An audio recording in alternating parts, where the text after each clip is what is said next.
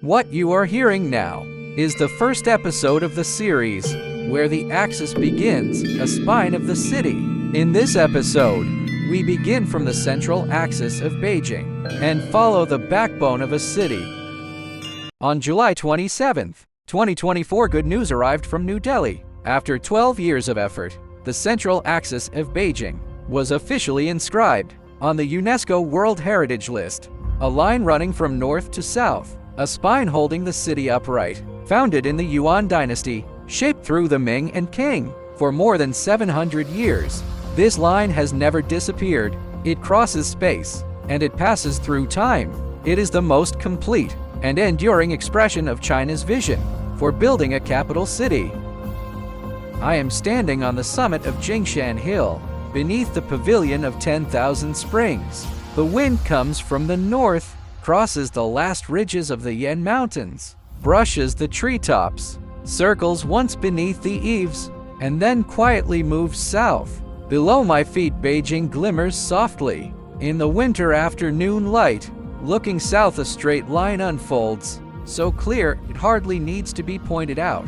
Golden roofs of the Forbidden City appear layer by layer. The Meridian Gate, the Hall of Supreme Harmony, Tiananmen, Zhangjiangmen, they stretch in the same direction until they dissolve into the distant city. This is a direction confirmed again and again by time, a line that does not allow deviation. Looking north, the axis becomes quieter. The bell tower and the drum tower stand at the edge of sight. They no longer keep time, yet they still guard the oldest rhythm of Beijing. Farther away, the outlines of the old city are covered by modern buildings. Deep underground lie the remains of the northern wall of Yuan Dynasty. At that moment, a question rises. When did this backbone of the city truly begin?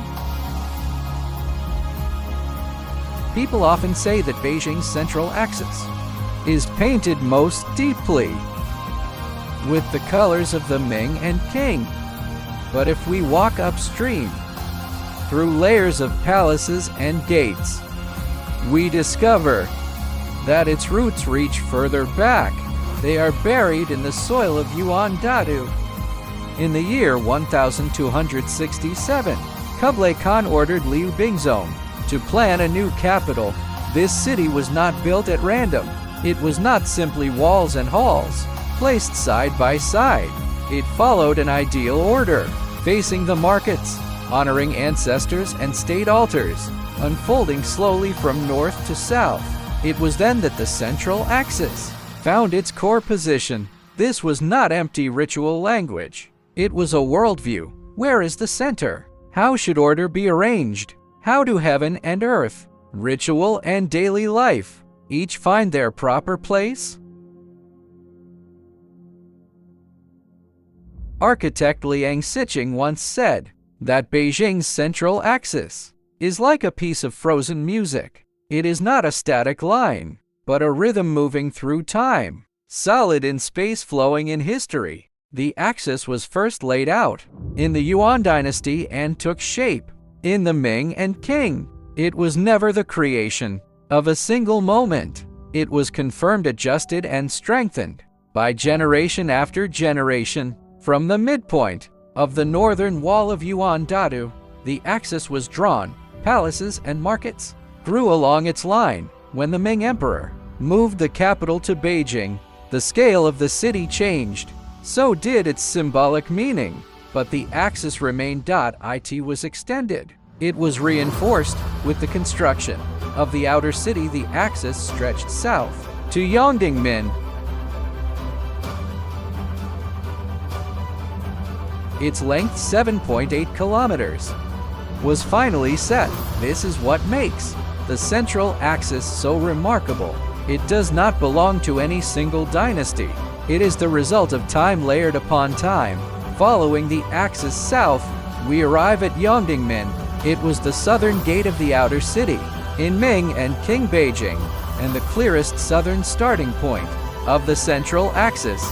Heavy bricks bear the marks of centuries. Yongding means lasting stability. It speaks of order and peace. Today, Yongdingmen is a reconstructed gate It no longer defends the city, but it has become once again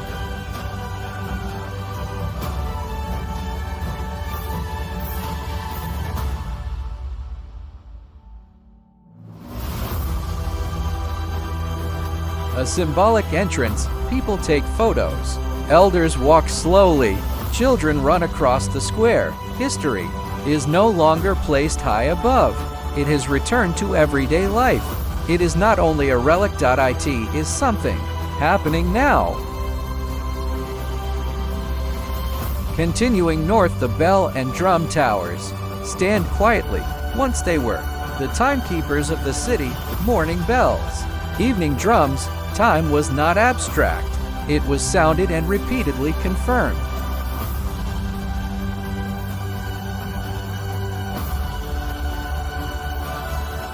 Today they no longer keep time, yet the area remains alive. Huttons, cafes, small shops, they grow naturally along the texture of the old city. History has not gone away. It simply walks beside modern life in another form. Standing between the towers, you hear not only imagined bells, but the warm, real breathing of the city. In that moment you realize the Central Axis is not only a witness to history, it is also a shared understanding of order, of belonging, and of the beauty of everyday life. From Yongdingmen to Zhangjiangmen, to Tiananmen, to the Forbidden City, to Jingshan Hill, and finally, to the bell and drum towers. This is not only a line, it is a tunnel of time.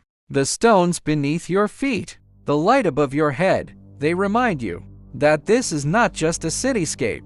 It is layered history, a city remembering itself. At sunset, golden light rests on the corner towers of the Forbidden City. In the distance, the modern skyline shines. Ancient and modern stand side by side. In a single frame, a quiet calm settles in.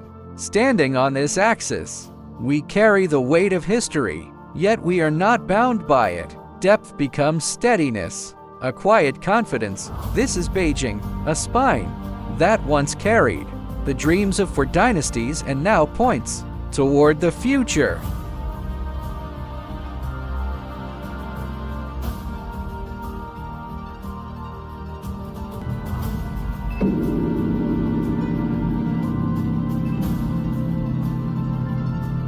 As night falls, I walk once more along the Central Axis. For more than 700 years, it has carried imperial order, dynastic dreams, and now the lives and hopes of ordinary people. Time has not made it heavy. Instead, it has become a calm and lasting spiritual compass. When you come here, you may hear it, the footsteps of time stretching along this straight line. From the city ideals of the Yuan to the palace order of the Ming and Qing, from solemn moments at Tiananmen to everyday life around the bell and drum towers. This is the backbone of a city and a history still in motion.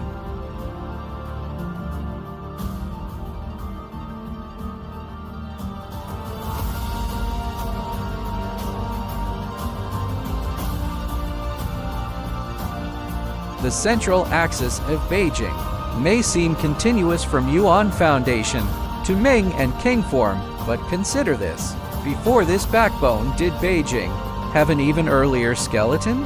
In the next episode, we will travel back 873 years to find the shifted axis of Jin and see how it wrote the very first line of Beijing's capital story.